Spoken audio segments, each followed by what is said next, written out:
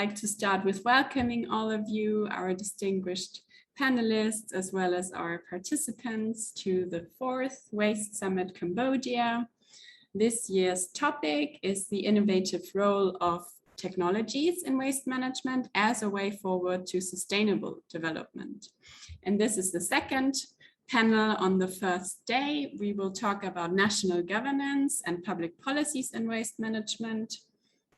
And I have 3 distinguished panelists from Germany, but also 2 from Cambodia, which I will introduce in a second. First, I want to start off with bridging the first panel we had this morning, where it was about marine pollution, because I'm aware maybe not all of our participants this afternoon were able to join the morning session. So I just want to combine a bit what we've talked about before. So the plastic as one of the main waste challenges in Cambodia, but also in the world, has become an integral part of society through its various applications in packaging, agriculture, automobile, electronic, as well as medical industries. We all are using plastic, unfortunately, in our daily lives, and consequently, the amount of plastic waste is increasing. This morning, we talked about the marine plastic pollution and that its rise globally has posed a lot of problems, but also especially in Southeast Asia. We heard from cases in Indonesia, Cambodia, Thailand, and Vietnam, where generally plastic waste was generated from industrial processes, but also tourism and households. So these waste sources are the entry points where we have to find solutions. And we also want to contribute to this solution finding with the panel now. So previous solution we've talked about this morning were mentioned, such as extended producer responsibility, innovative business ideas. We've heard one example of Plastic Fishers Triple L initiative. They are efficiently cleaning rivers with locally built, low tech, and low-cost solutions for the region of Southeast Asia. But also proper households recycling is one point for aiming at the solution to the problem, and the government recycling services. We have learned about the 3 R's, so reduce, reuse, recycle, but also that it's possible to expand these even further as to 5 R's, which would then include the refusal and also repurpose in policies, but also introduce these 5 R's into people's mindset. So this is where I want to start our panel discussion today. I want to welcome the 3 panelists we have gathered from research and practice. So our first speaker today will be Dr. Caterina Picuno. A warm welcome to you in Germany. She's working at the Hamburg University of Technology, Sustainable Resources and Waste Management, and she will present today on building capacity in higher education to shape sustainable policies in waste management. Her background includes a master and bachelor in environmental engineering, and her master's thesis was on post-consumer plastic packaging sector and its path for sustainable development in Germany. So I might maybe later also ask you some questions on German policies in the waste packaging. And she has further research interests such as circular economy, multi-material, post-consumer, and packaging, as well as recycling efficiency. Today's project she will present is, of course, based in the ASEAN region. So I'm very interested to hear your presentation in a few moments. The second speaker then will be Mr. Sophal Laska, the Director of Harzadous and Substance Management Department in the Ministry of Environment of the Kingdom of Cambodia. And his presentation will be around a very concrete project that the government of Cambodia has launched, which is the battery waste management. So Mr. Laska, we're also very happy to have you as a voice from the government of Cambodia with us today. And your background also was from a bachelor degree from the University of Agriculture and in foreign science. You also graduated from the World Maritime University in Sweden with a master's degree in integrated coastal and oceans management, as well as a master's degree in international public law. So you have been also involved in working on chemical and waste international agreements, and we're very interested to hear your input later on today. Last but not least, our third speaker will be Dr. Piseth. We're very happy to have you with us today. You're the Vice President and Director of the Center for Sustainable Development Studies at the Asian Vision Institute, as well as a member of the Advisory Council of Cambodia National Assembly. Asia Vision Institute, some of you might know, is a very dear partner of Konrad Adenauer Stiftung here in Cambodia and even other places. So we have published together publications and conferences such as the Mekong Connect magazine or a publication on renewable energies in Southeast Asia earlier this year.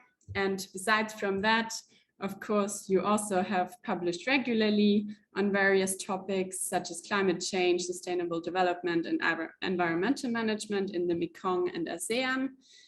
And Dr. Q received his doctoral degree from the joint doctoral program between National University of Singapore and Harvard Yenching Institute in 2018, as well as a master's degree from the Australian National University in 2010. So last but not least, now I will end my introduction, and I want to point out again how happy we are to welcome you all. And I would like to turn over to Dr. Caterina for her first input on the building capacity in higher education to shape sustainable policies in waste management. Good morning to Germany. Thank you very much, Isabel, and good afternoon from my side. Good morning for those that are on my part of the world, let's say. Thank you very much for this kind introduction.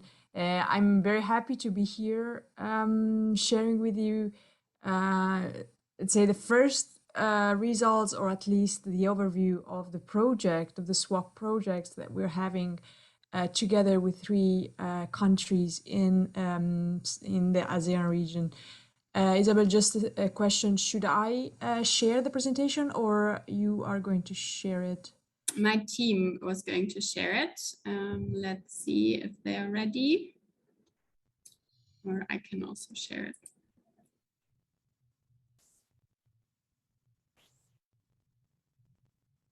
So you should see it now, then I'll share it myself.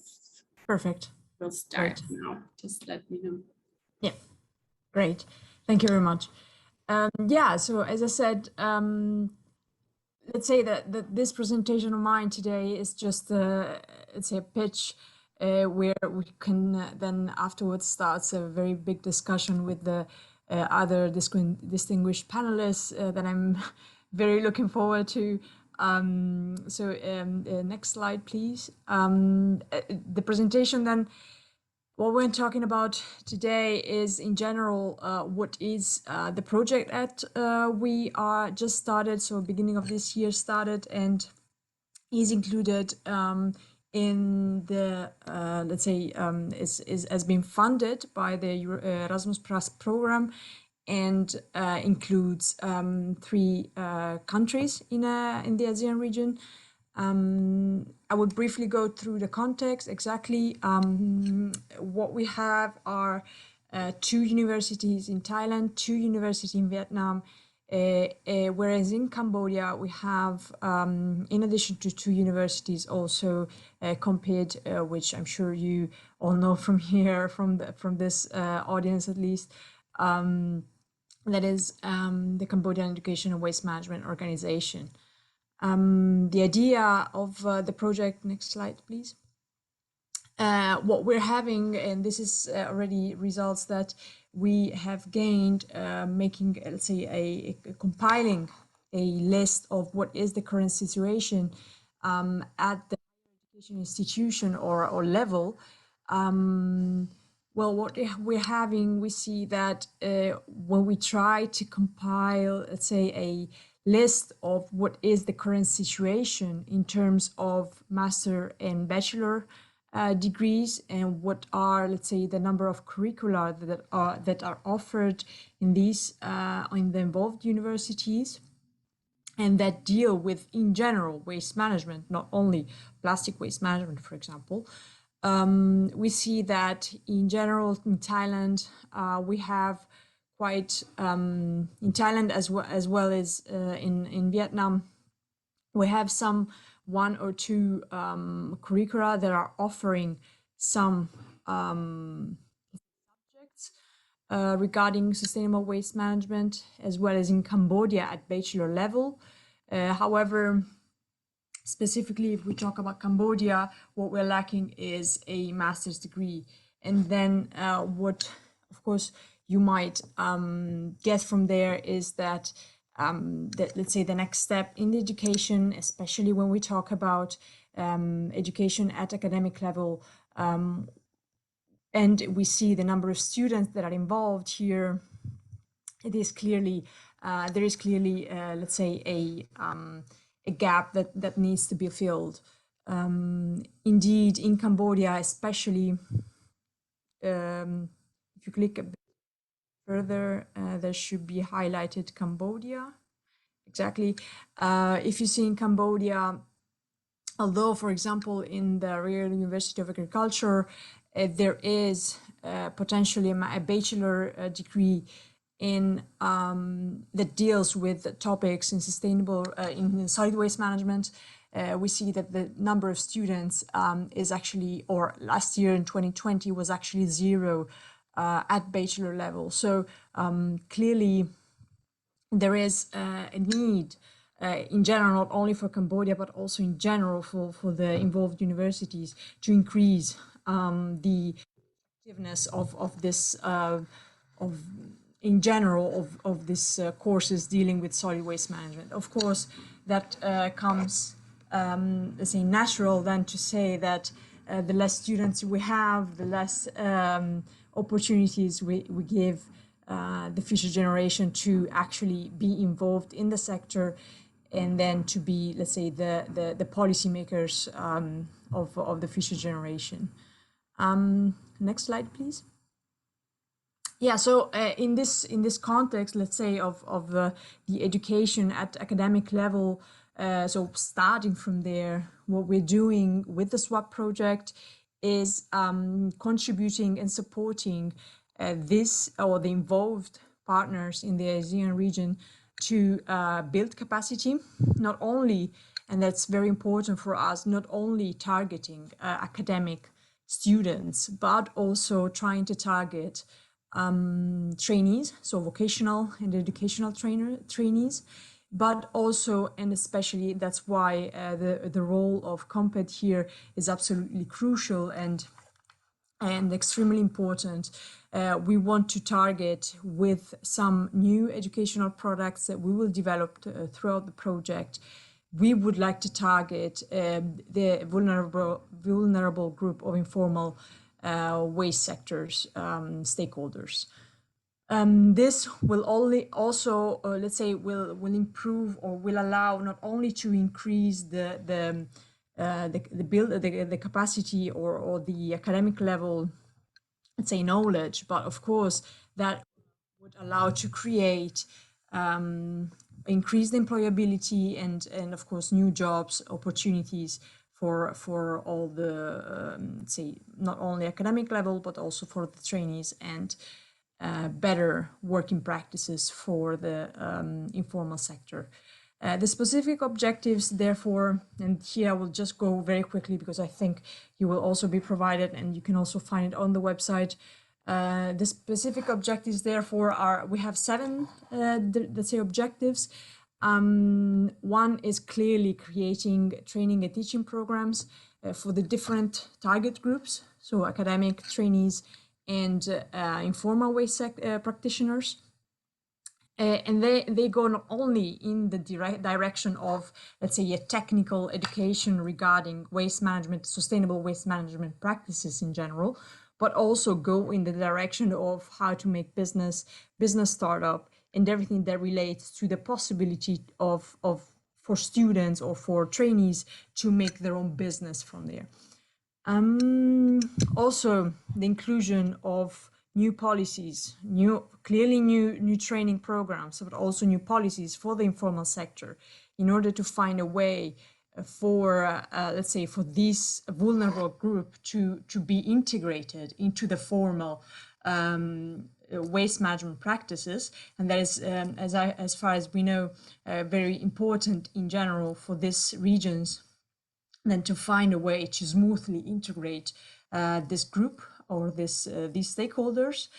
Then a specific objective 3 is, let's say, one of the biggest, although we come later into the project, one of the biggest the results of the project, which will be the creation of training hubs where students at academic level, as well as trainees and informal sector practitioners, can come together and have a space where they can use the equipment that we will buy with the project, being it extruders, shredders, or whatever is needed in each of the training hub. In these, as I said, training opportunities for vocational trainers will be set up. And also what we will develop is everything of starting from, let's say, from the educational products going to the new policies will be developed in synergy with the local stakeholders, so the stakeholders in the region, not only stakeholders in the public sectors, but and especially the ones in the private sector, because it's absolutely crucial for us to really try to make the best policies out of it and integrate the needs of the private sectors in terms of what they are needing as far as the skills of the employees are concerned.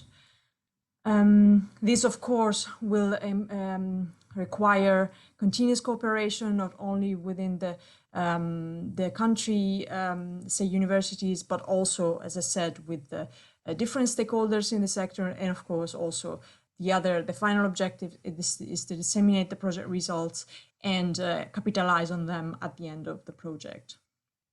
The activities, maybe I think we can skip this slide because it's way too complicated, but in any case, I will just focus on the milestones, which will definitely give you, say, a better overview of what are the tangible results of the project. So in this, actually next week, we will have a meeting and the workshops in order to define step by step what are the educational products for the 3 target groups. At around about May next year, we will have, hopefully, being able to travel to Southeast Asia, we will have the possibility to train the teacher and train the trainer on the educational products that we created, of course, on the topics of sustainable solid waste management. Then later on, we will launch the open online learning management system where everybody, so it's a digital learning tool where everybody can contribute, can get in and make use or access the educational products that we developed. And then finally, the training hubs will be running starting from December, so more or less the end of the project. And then from there on, even after the end of the project, they will run in each of the involved universities. And all this, let's say, all the results that we will get from the project, so these tangible results that I showed you, of course, will contribute to build a sustainable ground for a new generation of engineers, but not only engineers, also for practitioners at both educational or vocational training and for the informal sector stakeholders. And that's why it's absolutely crucial that whenever we see the 4 impacts, this also we can go quick on this.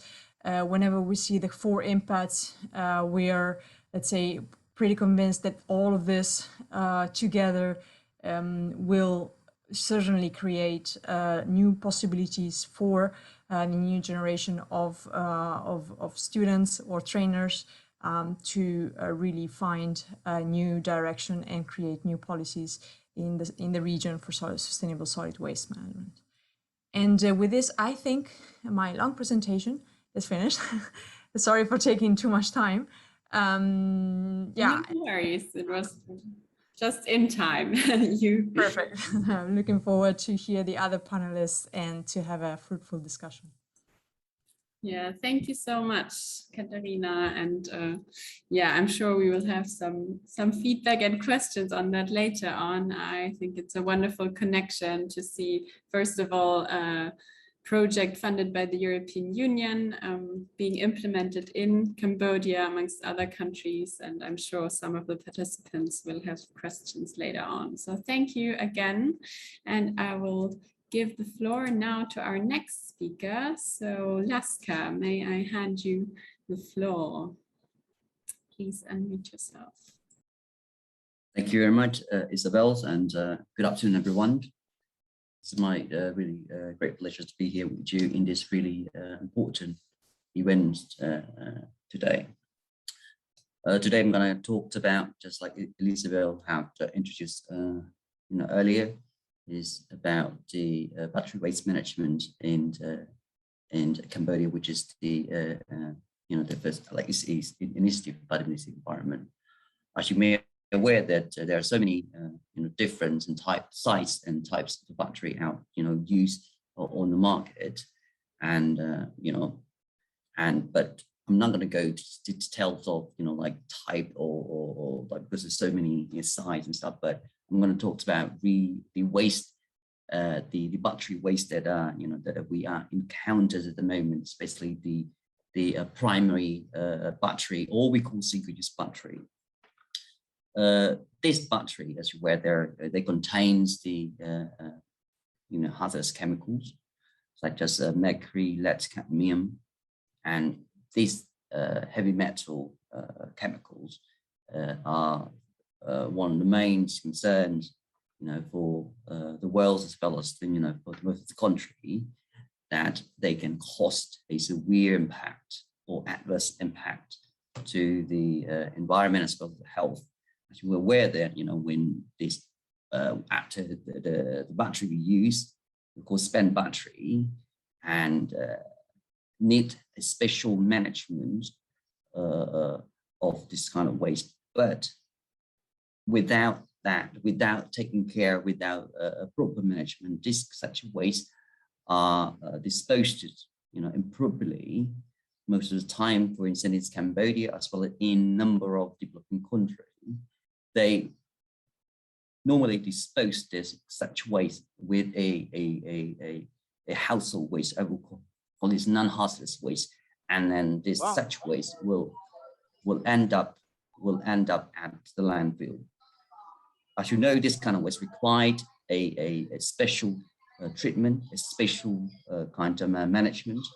And when we dispose such waste in the with the household waste or non-hazardous waste, and then go to the landfill, the chemical contains in the battery waste will be emitted or released into the environment.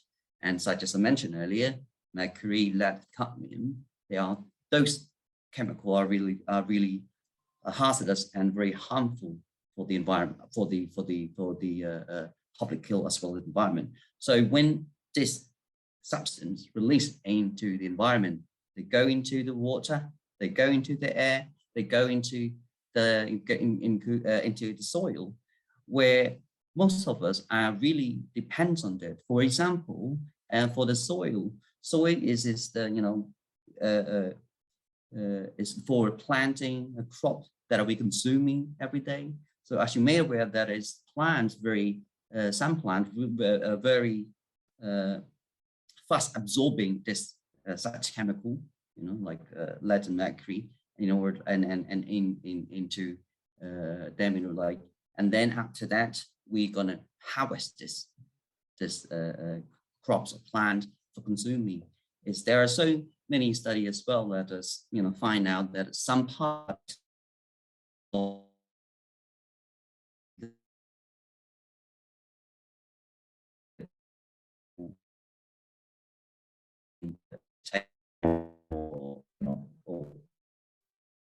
another thing is go into the water, at the lake, and those lake live in the lake. We have fish, we have other animals living there, and as you aware, the Cambodian and also some other country as well, relies on the fish as a like protein for the food. And when the mercury, lead, cadmium released into the water, all the impact of the fish, and then the fish exposed to that chemical, and then and then it go up to the food chain and up to the level and up to the top. The top food chain is human being, that we are consuming this fish. And as you know, that is a chemical is bioaccumulative. So they all multiply, from the low level of the food chains up to the middle and up to the top. This is the point that we are concerned about. The way of this battery waste are disposed at the moment. And the last one is also emitted into the air. This chemical, especially mercury, can exist into the air for a very long time and can be transported a very long way, to into environment. And air, we breathe air. So again, it is important to be understanding the impact of the battery waste, and especially the chemical containing in that waste. In order to address with that, of course, over the past year, we have developed regulation, such as regulations on sub-degrees on solid waste management, and that battery waste categorized as the hazardous waste. And also in 2016, we have developed a sub-degree on e-waste management, as also just that Isabel mentioned earlier as well. E-waste also one of the main concerns, waste in Cambodia as well as around the globe. And also we have conducted a number of activities like awareness raising and training to the local official and to the lines ministry, to the public as well. But the one that we are facing is the participant from the public over the past year. Of course, we understand that the lack of infrastructure is one of the reasons as well that are one of the big challenges for us, to manage such waste. And so recently, the Ministry of Environment Initiative, another program after the awareness raising, we will install the battery bins, and currently we install bins at Barays, Bingwood, now, and at the gas station, PDT gas station, mall, Jeepmore Mall, and also at Aon Market, in order to encourage, also provide facility for the public to participate and to bring this waste to put in that bin, avoid them to dispose at that waste with the non-hazardous waste and then go to the landfill. And of course, this initiative is currently it's just pilot in we just conducting in Phnom Penh, and over the last month, it has been like less than nearly 2 months. This initiative have been carried out, and it's very it's very good. And then also thank you for the public as well, especially the people living in Phnom Penh. They are really participating in this program. They come and join in the IF. They dispose the waste, the batteries waste into the bin. And some people, they good to see them, they carry the waste from their house when they come to the market, especially on or to the gas station to fill up the gas, and from the house, and they put such waste in the bin where we are installed the bin. And of course, now currently we have only like 12 bins, but in the coming months we're going to expand our activity, by the more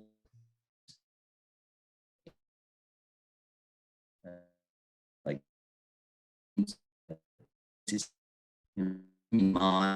or another macro and another area as well. Also, we're gonna go to the other province, like Siem Reap, Battambang, Sinopwil, and the plan is we're gonna go to across the country. Of course, and after, and there's so many questions also posting as well, like asking us like, what's happened after they dispose the waste at the bin, and where are this waste going to be disposed?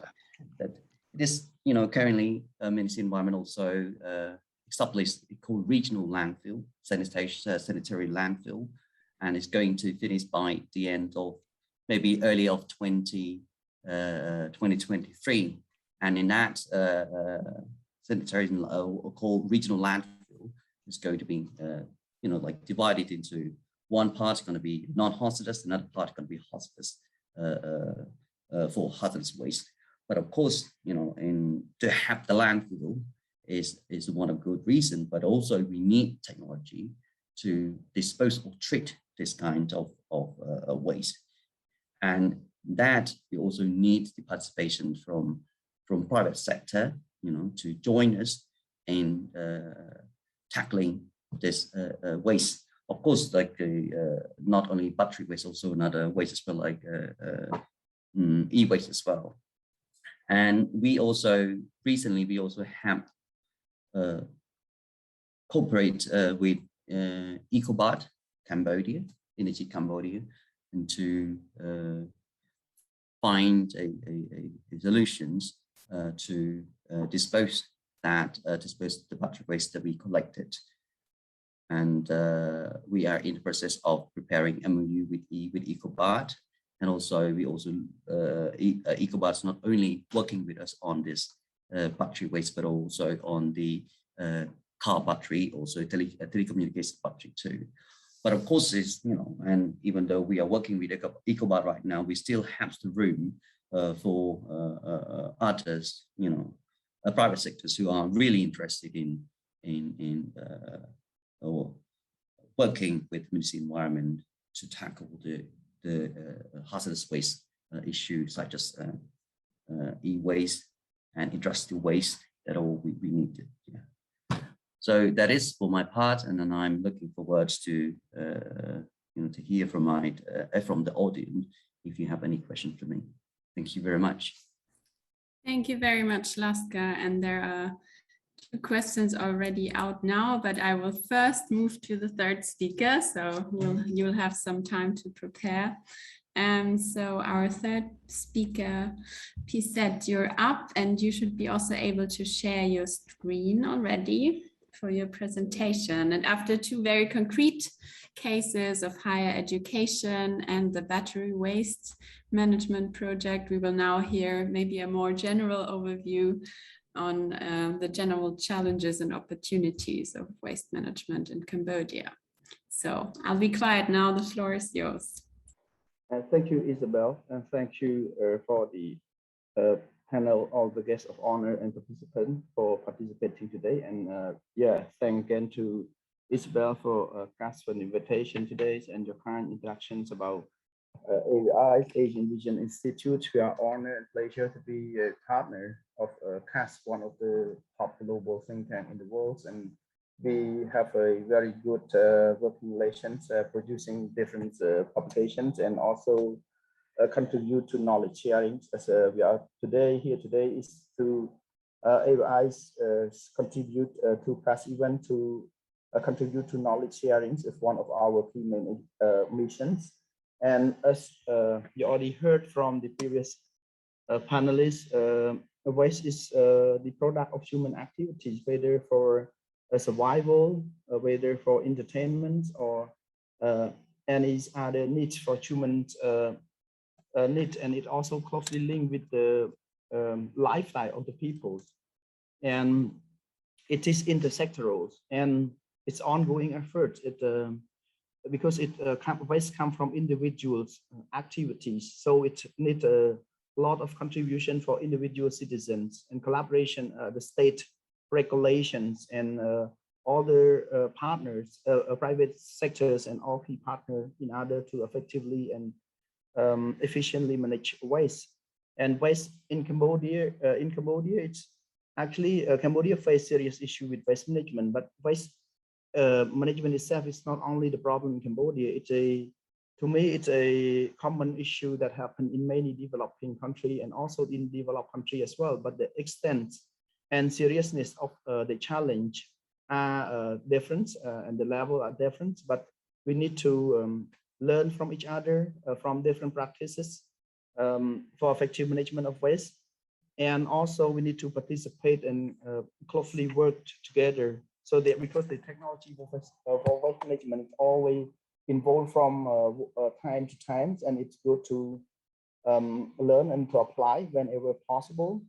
And Cambodia, I believe most of you have already heard about the challenge for waste management in Cambodia. There are various reasons that you can always highlight, and it really complex issue to be resolved.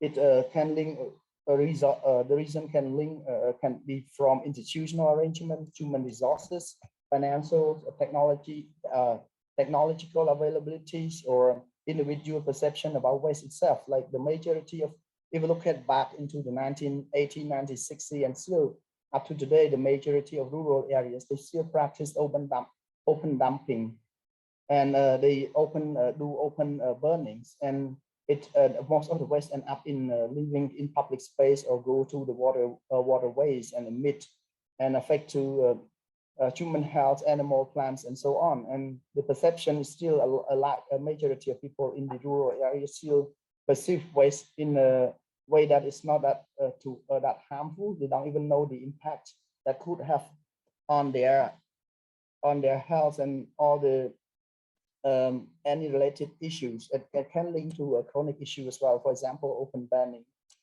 and so on. So it's really complex issues, and we see that there are improvements in Cambodia in terms of waste management, but there are really a lot of challenges. So this presentation for me just to share one of the angle of the challenge in Cambodia in terms of waste management, and also for the opportunity that may be available that are available as well. And I hope this one is one of the lesson learned from Cambodia is also, I believe, useful for other countries as well, and you can also learn from other countries. So the presentation today is a brief. I start with a brief overviews and challenge and opportunity and way forward. And if you look at the economic growth in Cambodia, Cambodia have maintained a constant economic growth from the early 1990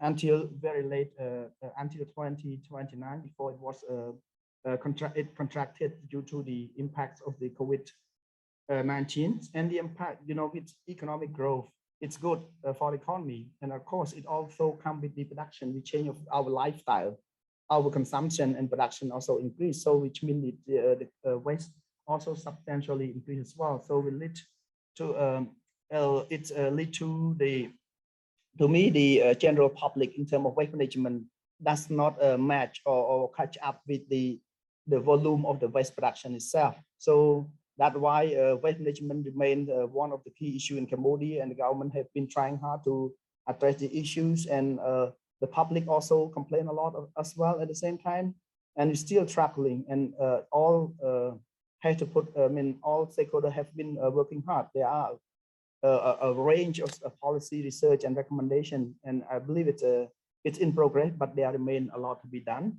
And look at the economic growth in here, and then again look at with the economic growth, we seem to have a substantial increase of waste, but what are the data? Is it accurate and verifiable and up to date? No. Based on the research I have done recently, the data is still a bit not up to date. It's still linked back. The estimate is around 2015, 2016, and it's also not consistent. Some data say that Phnom Penh itself generate about 4.09 million pounds of waste a year, but some say that it's a total Cambodia. So this one is the data that I'm giving here. It's based on the data available online that I take from different references. But in terms of the what we call the proper system for data collections, it still remain the issues. I believe there are a lot of gaps that need to do in order to make sure that data is accurately correct. And then with that, we could propose for the more effective interventions. So yeah, Phnom Penh is a large city with a huge volumes of waste, and second is Sihanoukville. This is just one of the source of the data. It's still there are different sources that would say differently. So I'm just giving a general idea that how much the waste is being generated, and with this this amount of waste, if you say, let's assume that it's 4 million pounds per year, and then if you look at the dump site, it's around less than 1 million. So which means more than 75% of waste being disposed in the public land or in the public space wherever possible, managed by a household or small business. And so the government have you already heard from previous panelists on the intervention from the government. There are a range of reforms and policy interventions from there are a number of sub-degrees that I highlight here. We have the government have introduced a number of sub-degrees in 2015, 2016, at 2017, and the new regulations on plastic-based plastic bag is also being drafted as well. And also an ongoing effort by the government and development partner as well as public private partnerships and development partner and all the stakeholders being are working together to address issues, but the issues still there, a lot to be done. And some of the key challenge, I just highlight only some of the key challenge, but there are a lot more that we can, if you want to look at into further. Is the first one is the limited capacity of the operator, regulator for implementations and monitoring our system for implementations, and also the system for waste segregation, from waste collection to sorting out, treatment, disposal of waste are not there. In terms of the from individuals practice to the system itself is still remain limited, which leave a large amount of waste being disposed to landfill, and landfill also not properly managed. I mean, if compared to other countries, more advanced countries, our landfill are not properly managed yet, and there are a lot of open dumping, open dumping and burning as well. And most landfill have already reached their carrying capacity because of the large amount keep on being dumped, and we could do a lot with the segregation of separation of waste before disposing into the landfills. And local knowledge and incentive for waste segregation is limited. Available land for development of landfills still one of the key issues. Again, even with this current practice, even we could find more landfill, they would be filled pretty soon actually. And also there the interaction of waste to energies technology have not come to the conclusion yet because of the cost, the negotiation of cost for electricity purchase. And opportunity, of course, we can introduce the waste to energy incineration, subsidy and or proper mechanism have to be discussed and agreed between the government and private partner in order to use these technologies. And we can also have a lot of gaps for the improvement for introduction of the system for waste segregation. We can also introduce the mechanisms and approach for the improvement of landfill management using formal slicing structures and metering system and others. That we can learn from other countries, from, for example, from Germany, from Korea, from Japan, those who have a really good practices for waste management. And we should also promote business opportunity for waste recycling, plastic waste, e-waste, hazardous and medical waste, medical waste, and also organic composting as well. So there are different business opportunity. If you ask me whether what kind of opportunity available, I believe there are business out there, business group out there who know the opportunity that are available, and there's some business may need subsidy and support from the government, but while others would see the opportunity that can make a profit from waste based on their experience and practices somewhere.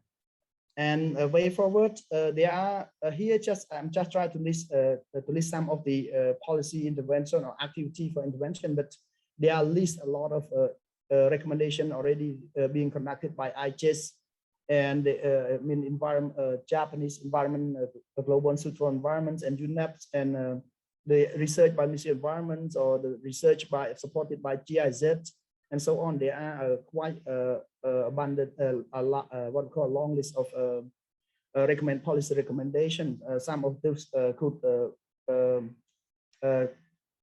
some of those are like improving system for data collection, strengthen regulation and metering and evaluation of waste management and operations, promote reduce, recycle strategy. This strategy has been promoted for almost 2 decades already, and still not that much have been achieved and or been in place because of the system and infrastructures in place as well. It's a good strategy, but in terms of implementation, it's still quite what we call take a lot of effort and a lot of participation from all partners. And we need to promote public-private partnership for inclusion of available technology for waste management from collection to the ends of the process. And we need to strengthen multi-stakeholder participation from individuals to private sectors, to government, development partner, and so on. And we need to conduct more effective public campaign raising for waste management and promote for community-based management. And that pretty much I would like to share. I hope it's useful contributions, and please let me know if you have any questions. Thank you.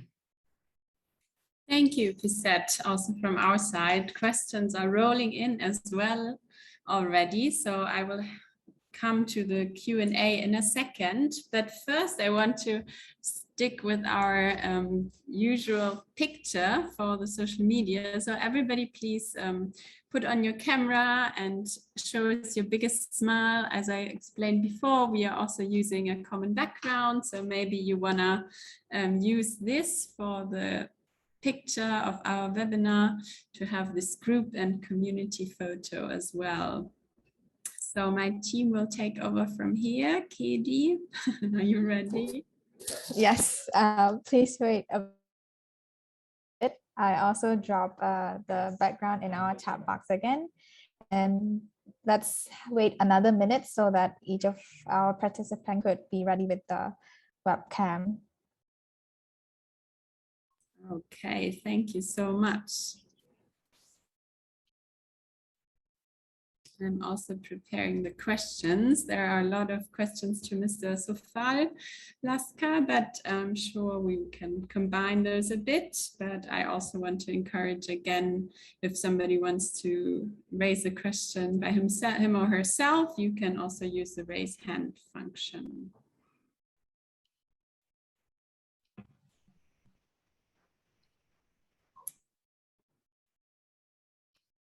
Okay, I think I will do the screenshot right now. I'll count from 1 to 3, but there are 2 pages, so I will take 2 rounds.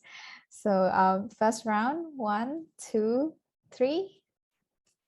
Thank you. Another one, 1, 2, 3. Thank you. And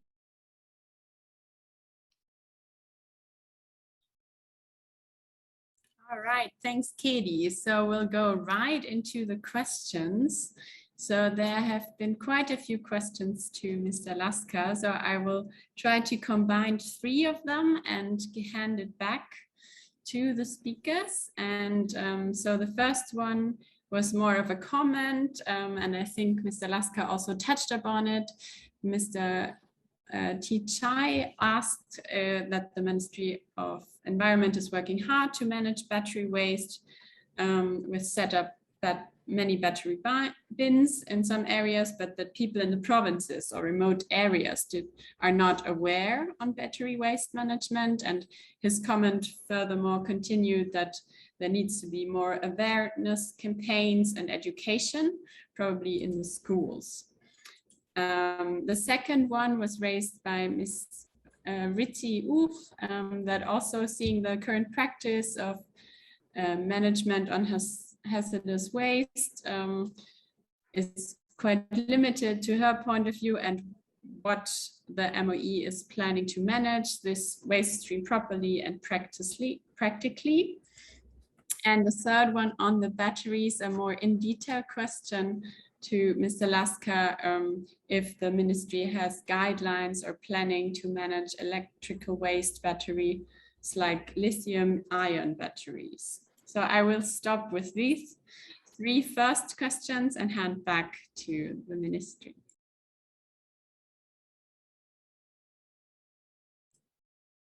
Mr. Laska, I think your screen froze just now, which is unfortunate. Can you hear us? Yes, okay. I think my internet maybe. Thank you very much for questions, and I try my best to give you the answers. It is, of course, like for the education and awareness raising is always playing an important part, in the waste management, of course, in other sectors as well.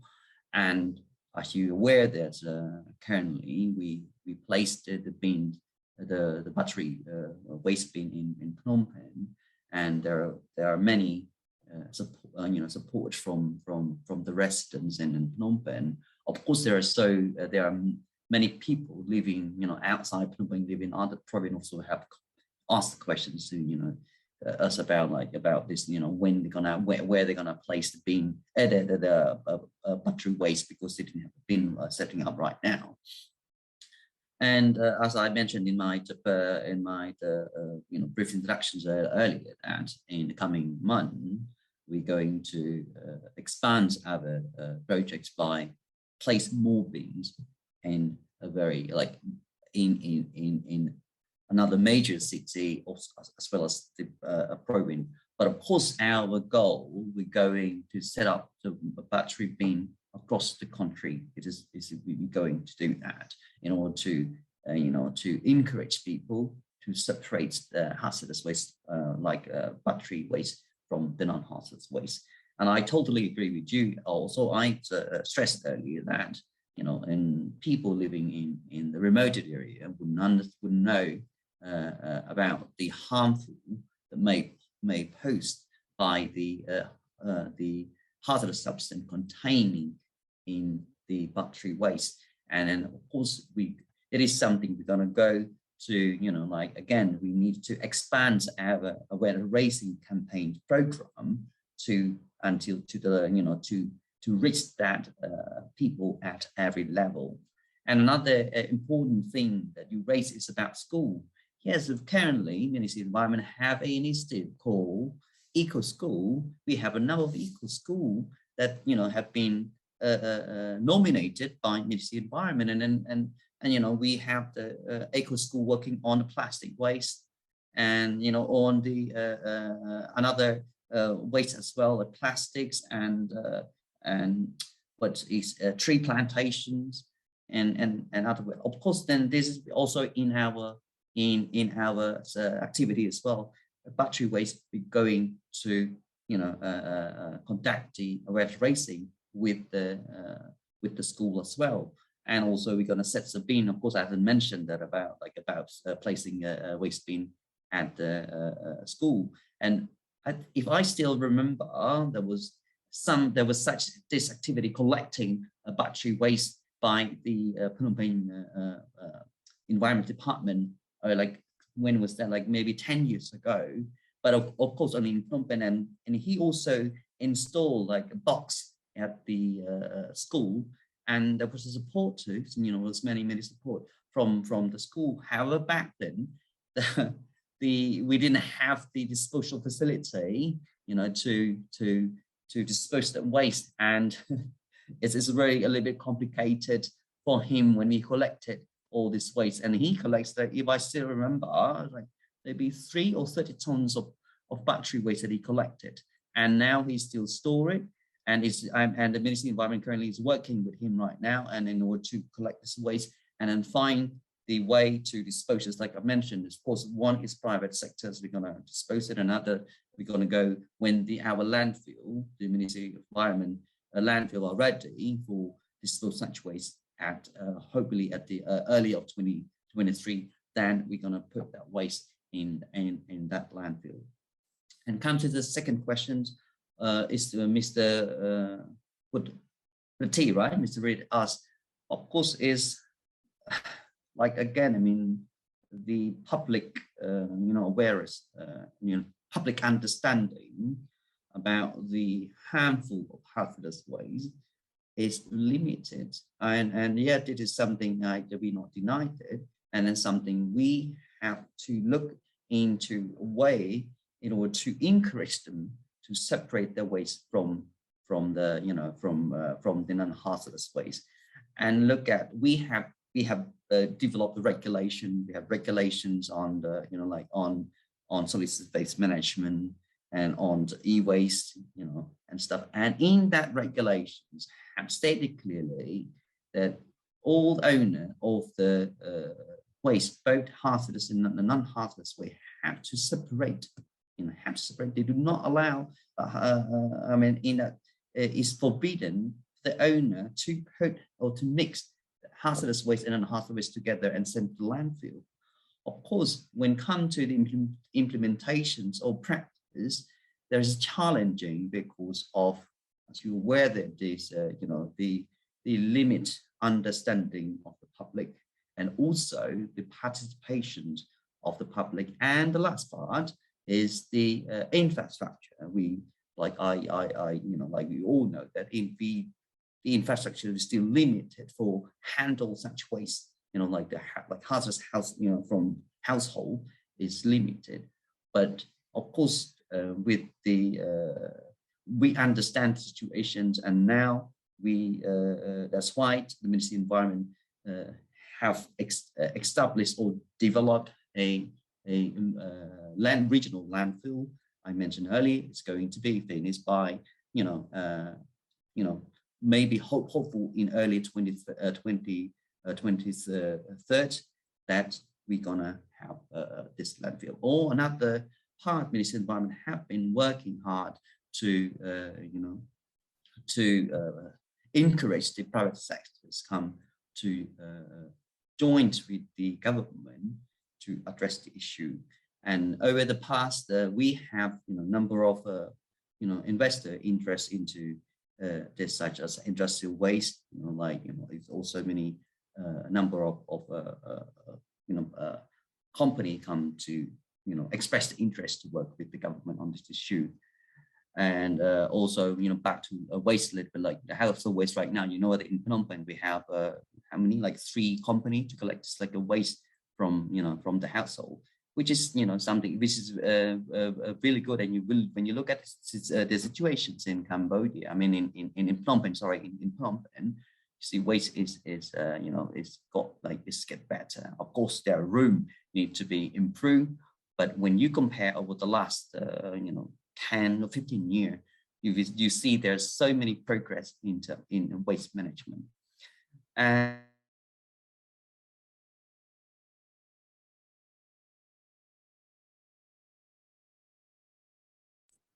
I think we've lost him again, but let's wait 1 second. Maybe he will be back.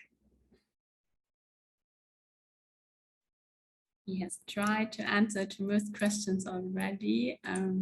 but I will also make sure that your answers get the replies that you wanted.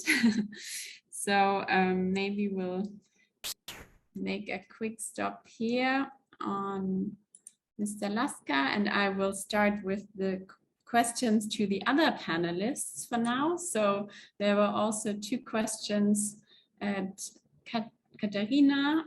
So the first one from Katrin Eitel.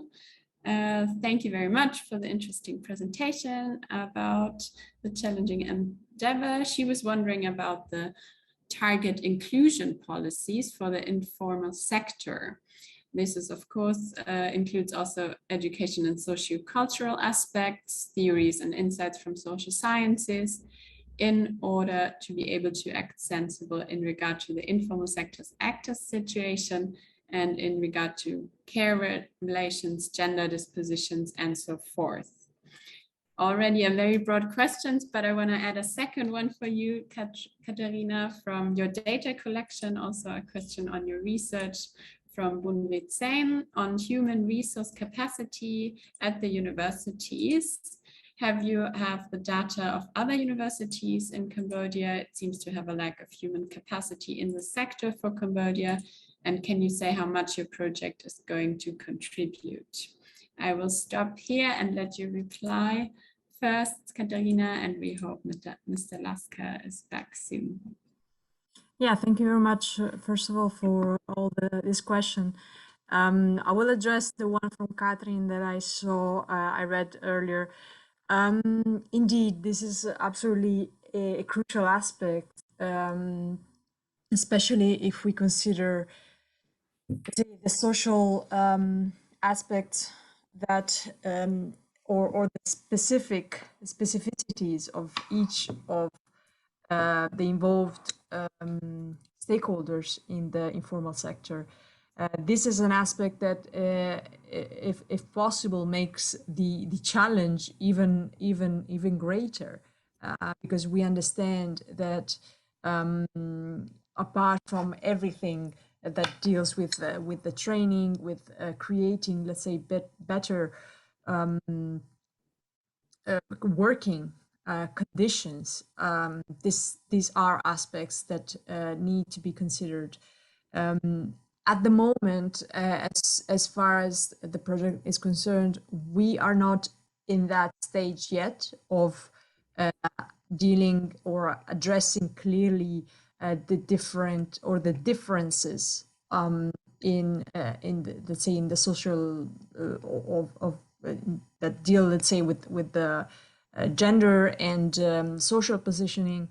However, of course, when we will be in the position of listing down what are the best approaches that need to be for us to be taken care of, and that deal not only with the informal sector in Cambodia, but that deal with the how to increase the capacity of the informal sector in the other 2 countries, and possibly in general in all the countries in the ASEAN region. This is, let's say, a far-reaching goal that we need to take into consideration when we will say draft the training, the educational products.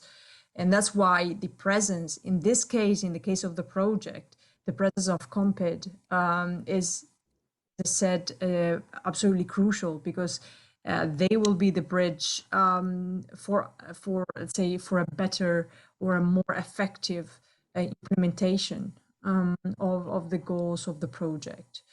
Nevertheless, and this is something that probably I will take it as an invitation, Catherine, because I will most probably contact you directly, in the sense that I know that somebody mentioned that you are one of the experts in this sector. So I will take it as a direct invitation, because of course we are actually striving to include different stakeholders in the region, not even in the sector, in the region, that could ideally make the impact much greater in the region. And not only, of course, we're not talking only about the project itself, but let's say the greater goal that we're having here and that is common to everyone. Yeah, as for the second question, we as for the, there was about data collection on human resources so that was resulting indeed from an internal data collection that the two universities in Cambodia did. We have therefore only data at the moment for those two universities that are involved in the project. Indeed, there is a lack of human resources, not only, I wouldn't say in terms of trainers or in terms of academic persons.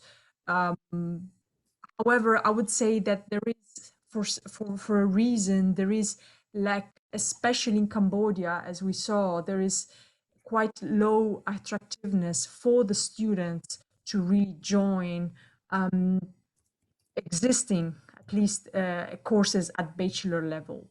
And this is something that we really need to tackle, and that we will do by, especially in Cambodia, let's say updating the offers, the academic offers or the training offers at bachelor level. And this we'll do by creating new courses and new subjects that cover all the aspects of solid waste management. Because at the moment, mostly let's say the courses, the subjects that are offered in the two universities, they deal mostly, for obvious reasons, with organic waste management, composting. However, what we need to do to create further opportunities is to expand to other, of course, other streams of solid waste management. Last mentioned, hazardous waste, batteries, plastic waste, clearly. So that's the idea. And of course, what is completely missing is at master's level. And there we will create new curricula that really deal overall at master level with solid waste management for engineering, as an engineering perspective, but also from training point of view. Thank you, Caterina, for these answers. And I would like to go back to Mr. Laska to continue your answer. So I want to quickly repeat again, since you were broken off, unfortunately. The one question was on the lithium-ion battery, if there is any plans to manage also this electrical waste. And a follow-up question I want to connect here as well from Andy Chan, if this EcoBat MOU for recycling also can be expanded to other companies for considering to recycle, again, this lithium-ion battery from hybrid cars or electric cars. Thank you very much. Sorry for the cutting earlier. And right now, because as you know, the lithium is income. Lithium battery actually is valuable, and of course, currently we do not have a recycling facility in the country, but such waste have been collected by the informal sector and recycling in other countries. For instance, in Singapore, we have a company collected battery, mobile phone battery waste from a brand, brand like a well-known brand, and then send it to Singapore for recycle, as well as the other lithium battery too. Of course, but one of the things that we are facing at the moment, all this battery, lithium battery, when they collected, they not send a whole battery, but they had to dismantle it. And the way to dismantle is manually within the country.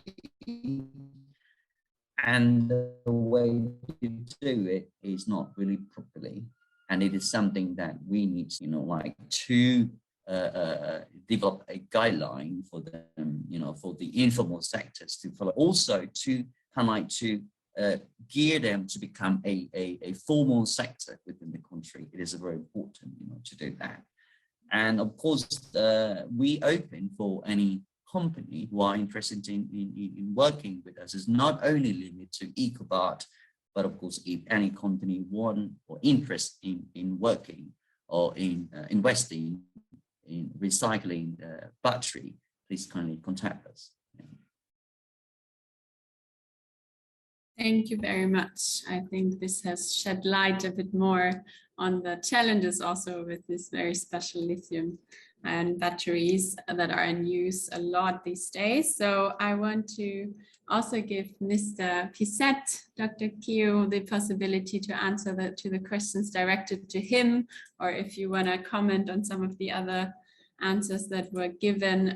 But two questions were posed directly to you. So one was on the many problems you've mentioned on waste. So what do you think is the highest priority? Which one has to be solved first? And the second question I would also direct to you, because I know you worked on this waste to energy topic. So maybe you can also share on if there's some plans, some investment on waste to energy plants in Cambodia. And yeah, I will leave it to that for now. Piseth. Okay, thank you, Isabel, and thank you to the participant for raising the very interesting questions. I think if we look at how to address the issues of waste management, as I mentioned earlier, the first one is if we look at on the intervention by the government is to try to reduce the plastic bag. But if to me, it's also important that we have to highlight on the waste separation right from the start, because it will lead to a huge reduction of the volume of waste before it reach the landfills. And then with the current practice at the landfill, there are a lot that can be done as well. We can start with the segregation of waste, starting from sorting out of waste, treatment and disposal of waste. And then we can have the recycle of waste, and then we can apply the 3R principle from reduce, reduce that we already mentioned. And we also have the system that, but it also the system may need a bit of investments and also collaboration from private partner and the government. We can introduce the installing landfill methane capture and oxidations. We can preventing the emission and leakage as well, like the question I mentioned about leachate. So, and also we can have the incinerations and also landfill monitoring system and aftercare and so on. For me, there are a lot need to be done, and it's also a huge investment as well that need participation and from private sectors.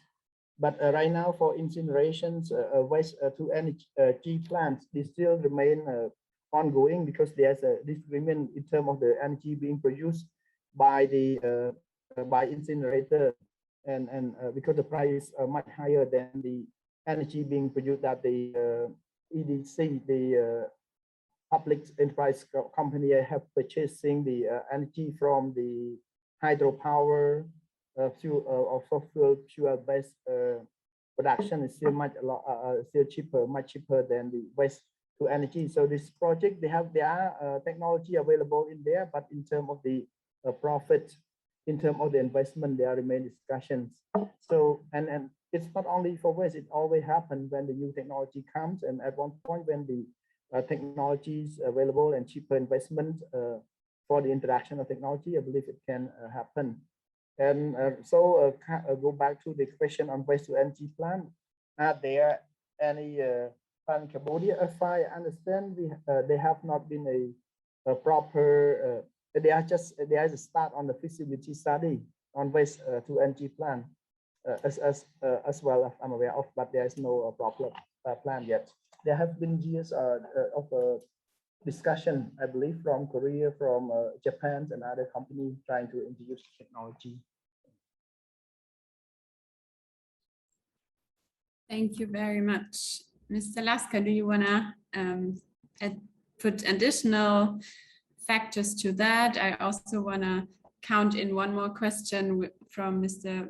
Bulong U that was on this landfill management as well. If there are solutions for waste segregation, for further recycling, and the future of improvement and development of proper landfilling techniques, like equipping with bottom liner systems for treating leachates and recycling facilities, as well as incineration for waste to energy in Cambodia. So both landfilling and waste to energy. Again, there's a question to the Ministry of Environment.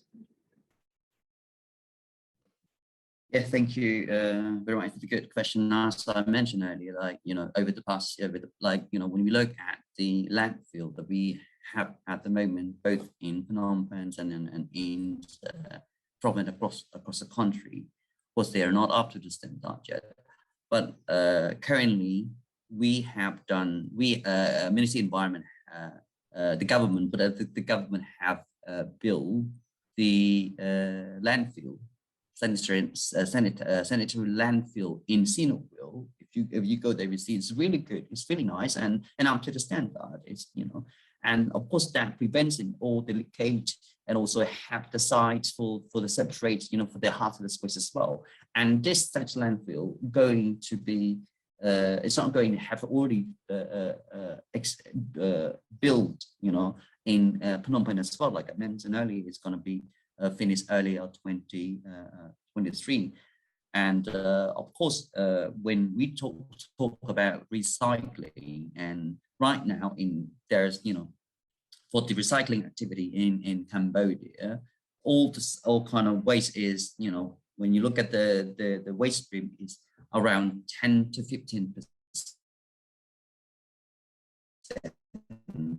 of the waste, have been collected, have been recycled. But of course, this 10 to 15% is not much, right? I have a plan. Are you hearing me? Hello? Yes, we can hear you now. 10 to 15%. Yes, so again. So our plan, we're going to increase or increase and also encourage the recycling or promote recycling activity up to 20 or 40% in the future. And our aim is going to be just like other country is aim to like zero waste, in order to, well, as you know that, and also my colleague have mentioned earlier as well, like when you talk about circular economy, is ways you encourage or promote the recycling within the country in order to generate work and job for the people. This is what we aim to. And this is what I answer. Is there any point that I missed? Thank you. No, I think that was all. Just one thing I want to clarify from one more question. What happens to the batteries that you collect? That was one follow-up. Yeah, it's a good question. Like I mentioned earlier, we have collected now, and then we collected and we temporarily store at the Ministry of Environment. And when our landfill is already is finished by 2023, 2023, early 23rd, we're going to put there. But of course, at the moment, also we're working with EcoBard, and this such waste, EcoBard have contact a good partner. I think in France or in Germany, they have a real good technology to treat or to recycle the primary waste, or the primary battery waste. And for the moment, if we, because we don't have a facility to doing that, but if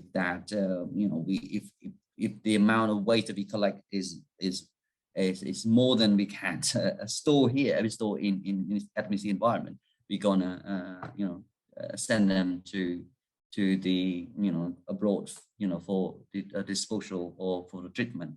And based on the Basel Convention, as you're aware, that is Basel Convention on controlling on transboundary hazardous waste. Of course, it's not banning from as a member of a country. It's not banning a member of a country to ship the waste to other country, as long as that the country, as long as the receiving country have a proper technology to do that. So it's one of the options that we are looking to, in terms of the battery waste that we collected. Thank you very much. So I want to now pose one question that was asked to all three panelists again, that opens up the whole topic of COVID-19. So Mr. Akravat asked that, of course, another important waste is medical waste. And during COVID-19, most developing countries have been facing to deal with it. And in Thailand, he mentions the Thai example, companies which have licensed sometimes release and dump it inappropriately. So maybe our experts also have some insights from the latest development of 1.5 years dealing with COVID waste in Cambodia and the region, but maybe also in Germany. Caterina, do you have seen any studies on that from Germany? Well, for sure, that is not a problem that is specific for developing countries.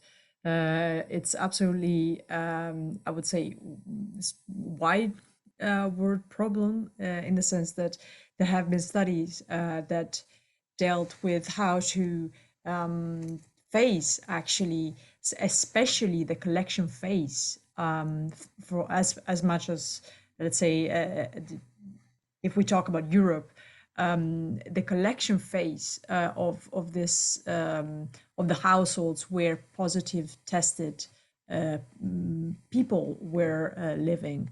It is indeed a challenge that covered part of the internal discussion. And when I say internal, I mean internal to the scientific world. As for, let's say, the management in general, let's say the logistics, not much change in the sense that there was no, I wouldn't say, there was no, of course, specific waste collection for this kind of households. But of course, as for the protection of the workers, of the collectors, that was an extra effort that was kept in mind for the waste management companies, for sure. Thank you, Caterina. Also, same question to Piseth. What do you think? And maybe you have some background from the ASEAN regional cooperation on how to treat these COVID waste issues. As far as I'm concerned, the waste in Cambodia specifically, they are required to treat carefully to treat the waste from COVID-19 separately from the general waste.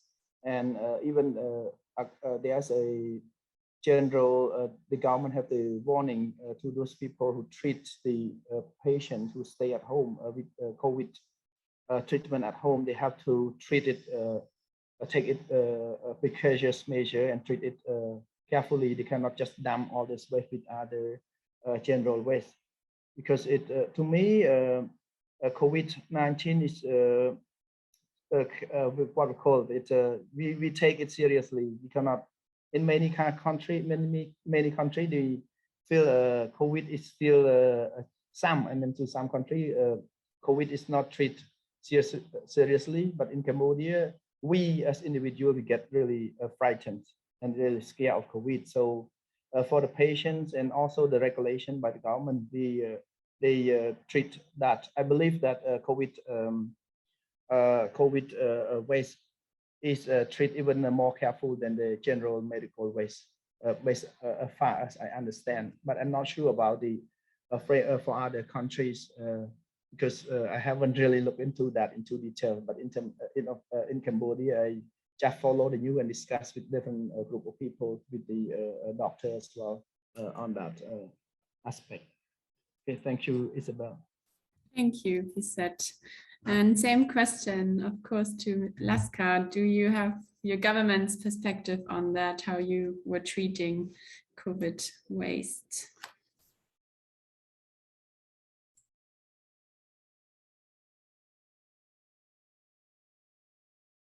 COVID waste is classified as hazardous waste.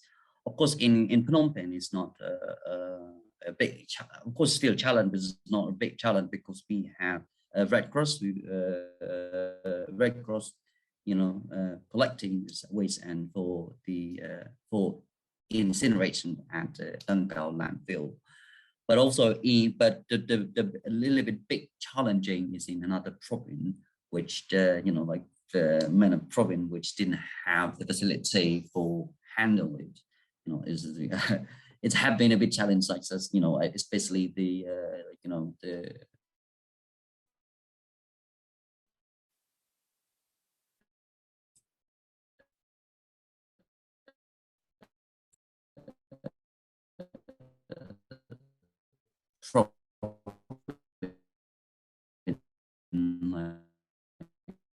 border with Thai, Thai border with around 50 incinerators, in a number of the province to incinerate all this waste.